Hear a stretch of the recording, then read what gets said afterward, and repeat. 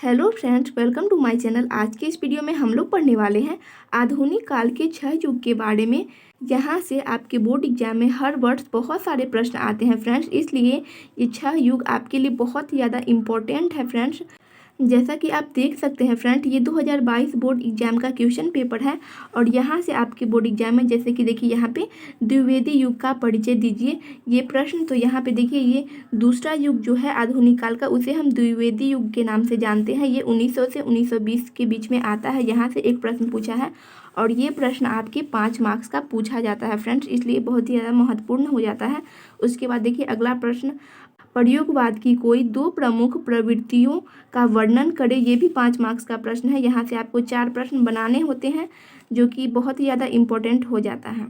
और साथ ही साथ जो आपके 20 मार्क्स का प्रश्न होता है फ्रेंड्स, वहाँ से भी ये क्वेश्चन बनते हैं। जैसे कि आप देख सकते हैं, छायावाद को परिभाषित करते हुए छायावादकालीन सामाजिक, सांस्कृतिक एवं राजनैतिक परिस्थितियों पर प्रकाश डालिए। ये प्रश्न पूछा गया था। उसके बाद हिंदी कहानी के विकास क्रम को रेखांकित कीजिए।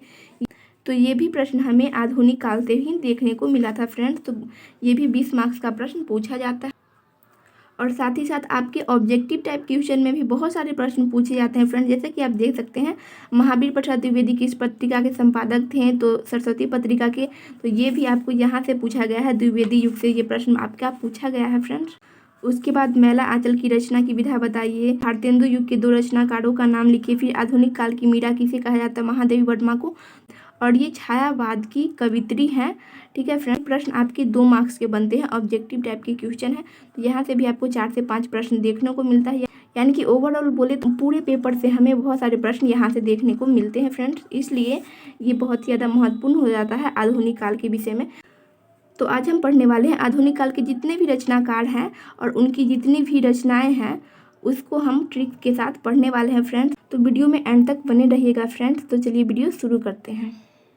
आधुनिक काल के 6 युग हैं। जो पहला युग है उसका नाम है भारतेंदु युग, ये 1850 से 1900 तक है। दूसरा युग है द्विवेदी युग, ये 1900 से 1920 तक है। और तीसरा है छायावादी युग, ये 1920 से 1936 तक है। और चौथा जो युग है वो है प्रगतिवादी युग, ये 1936 से 43 तक माना जाता है। अगला युग है प्रयोगवादी युग, जो कि 1943 से 1950 तक माना जाता है। और नई कविता का जो युग है वो 1950 से अब तक ये कविताएं लिखी जा रही है।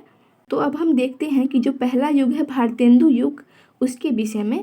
तो भारतेंदु युग के प्रमुख रचनाकार कौन है, तो भारतेंदु हरिश्चंद्र इस युग के प्रमुख रचनाकार हैं।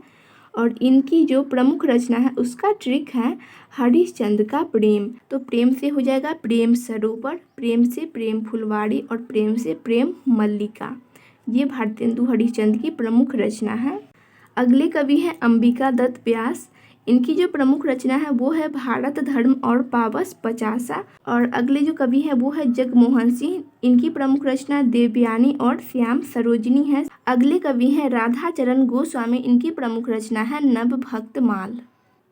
अब देखते हैं अगला युग फ्रेंड्स, जो कि द्विवेदी युग है।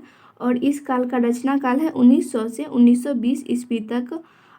तो द्विवेदी युग के जितने भी कवि हैं उनके नाम को याद करने का ट्रिक है, अयोध्या की शरण में मिला माखन और महाप्रसाद। अयोध्या से हो जाएगा अयोध्या सिंह उपाध्याय, माखन से माखन लाल चतुर्वेदी, शरण से मैथिली शरण गुप्त और महाप्रसाद से महावीर प्रसाद द्विवेदी। ये सभी द्विवेदी युग के प्रमुख रचनाकार हैं।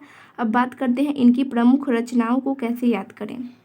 मैथिली शरण गुप्त, तो मैथिली शरण गुप्त की जो रचना है उसका ट्रिक है, साकेत गुप्ता भारती और यशोधरा को पंचमणि ले गए। साकेत से साकेत, भारती से भारत भारती, यशोधरा से यशोधरा और पंचमणि से पंचवटी। ये सभी रचनाएं मैथिली शरण गुप्त जी की प्रमुख रचना है। अगले कवि हैं माखन लाल चतुर्वेदी। इनकी जो प्रमुख रचना है उसका ट्रिक है, हेम का माखन चरण में समर्पित।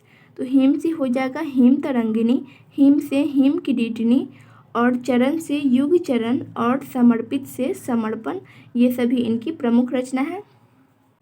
अगले कवि हैं महावीर प्रसाद द्विवेदी। इनकी जो रचना है वो है काव्य मंजूषा और सुमन। और अगले जो कवि हैं वो है अयोध्या सिंह उपाध्याय, जिन्हें हम हरिऔध के नाम से भी जानते हैं। इनकी प्रमुख रचना है प्रिय प्रवास, वैदेही, वनवास, रस कलश इनकी प्रमुख रचना है। तो ये सभी द्विवेदी युग के कवि हैं। अब देखते हैं छायावादी युग के विषय में। छायावाद युग के कवियों के नाम याद करने का ट्रिक है। महादेव, शंकर, राम और सूर्य ने सुमित्रा को छाया में आशीर्वाद दिया। महादेव से महादेवी वर्मा, शंकर से जयशंकर प्रसाद, राम से राम कुमार वर्मा, सूर्य से हो जाएगा सूर्यकांत त्रिपाठी निराला, सुमित्रा से सुमित्रा नंदन पंत, और छाया से छायावादी युग।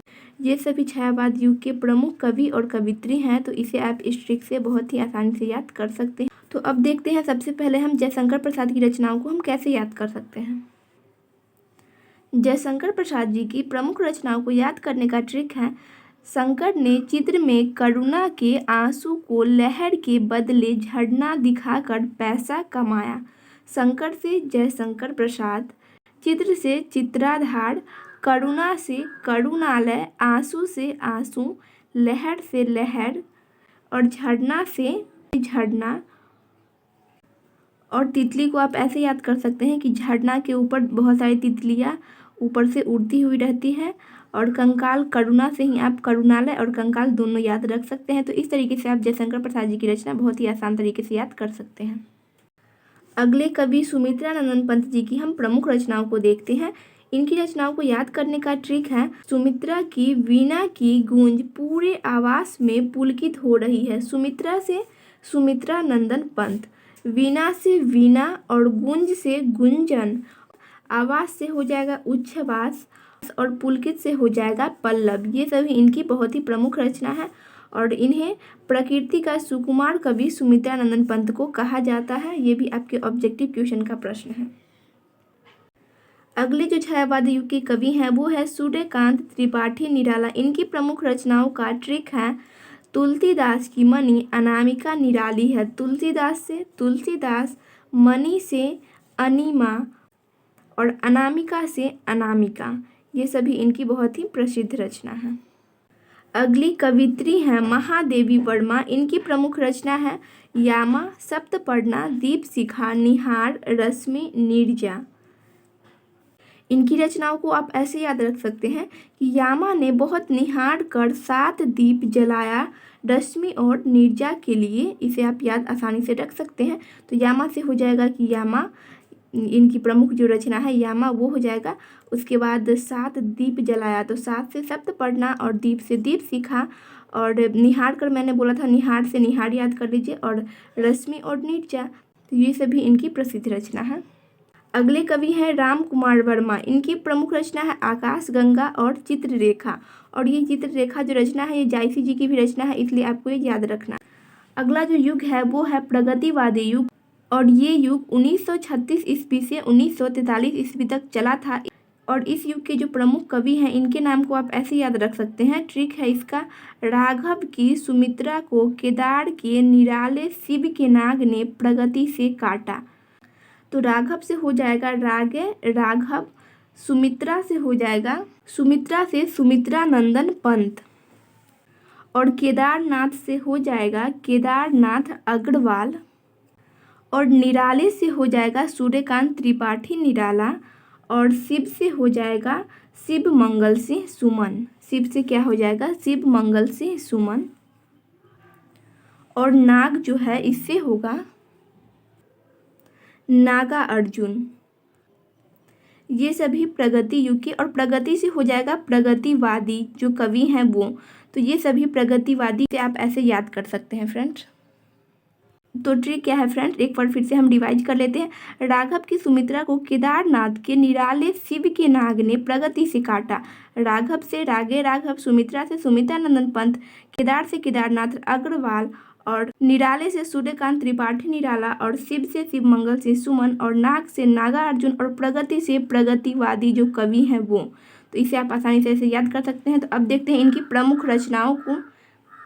तो नागार्जुन जो है इनकी प्रमुख रचना है प्यासी पथराई आँखें, सतरंगी पंखों वाली युगधारा। सुमित्रा नंदन पंत है, इनकी प्रमुख रचना है युगवाणी ग्राम्या।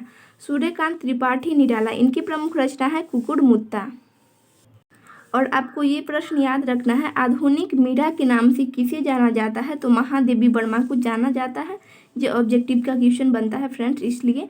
और ये भी आपको याद रखना है, पहली ज्ञानपीठ पुरस्कार किस महिला को और किस रचना के लिए मिला था? तो यामा के लिए और महादेवी वर्मा को मिला था, और हिंदी भाषा में रचना के लिए मिला था। अगले कवि हैं केदारनाथ अग्रवाल, इनकी जो प्रमुख रचना है वो है फूल नहीं रंग बोलते हैं नींद के बादल। अगले जो कवि हैं वो हैं शिव मंगल सिंह सुमन, तो इनकी प्रमुख रचनाओं को आप याद रख सकते हैं इस ट्रिक के माध्यम से। सुमन के गाने के विश्वास से प्रलय आया और हिलने लगा। सुमन से शिव मंगल सिंह सुमन, और गाने से जीवन के गान, विश्वास से विश्वास बढ़ता ही गया, और प्रलय से प्रलय सृजन, और हिलने से हिल्लोल। अगले कवि हैं राघव राघव, इनकी प्रमुख रचना को आप याद कर सकते हैं इस ट्रिक के माध्यम से। राघव और पंचाली के दीपक खंडहार में हावी हैं। राघव से राघव, पंचाली से पंचाली, और दीपक से राह के दीपक, और खंडहार से अजय खंडहार, और हावी से मेधावी। ये सभी इनकी प्रमुख रचना है। युग है। अब देखते हैं अगला युग जो कि प्रयोगवादी युग है। ये युग 1943 ईस्वी से 1950 ईस्वी तक चला। उसके बाद नई कविता का युग आ गया था। तो इस युग के कौन कौन से रचनाकार हैं? तो सच्चिदानंद हीरानंद वात्स्यायन अज्ञेय इस युग के प्रमुख रचनाकार है। उसके बाद धर्मवीर भारती, भारत भूषण अग्रवाल, ये सभी इस युग के बहुत ही प्रमुख रचनाकार हैं। अब देखते हैं सच्चिदानंद हीरानंद वात्स्यायन अज्ञेय, इनकी प्रमुख रचनाओं को। तो इसका जो ट्रिक है वो है आलम धनुष से घास पर अजय है, आलम से इत्यालय, और धनुष से इंद्रधनुष के रौंदे हुए, तो घास से हो जाएगा हरी घास पर क्षण भर। तो ये सभी इनकी प्रमुख रचना है फ्रेंड्स, इसे आप याद कर सकते हैं। और धर्मवीर भारती जी की प्रमुख रचना है कनु प्रिया, ठंडा लोहा, अंधा युग, ये सभी इनकी प्रमुख रचना है। तो इस तरीके से आप आसानी से याद कर सकते हैं इस युग के जितने भी कवि हैं और उनकी जो रचनाएं हैं उसे इस ट्रिक के माध्यम से फ्रेंड्स। तो आई होप आप लोग को वीडियो इन्फॉर्मेटिव लगी होगी। वीडियो इन्फॉर्मेटिव लगी तो वीडियो को लाइक करें, अपने फ्रेंड के साथ शेयर करें एंड चैनल को सब्सक्राइब करें। Thanks for watching this video.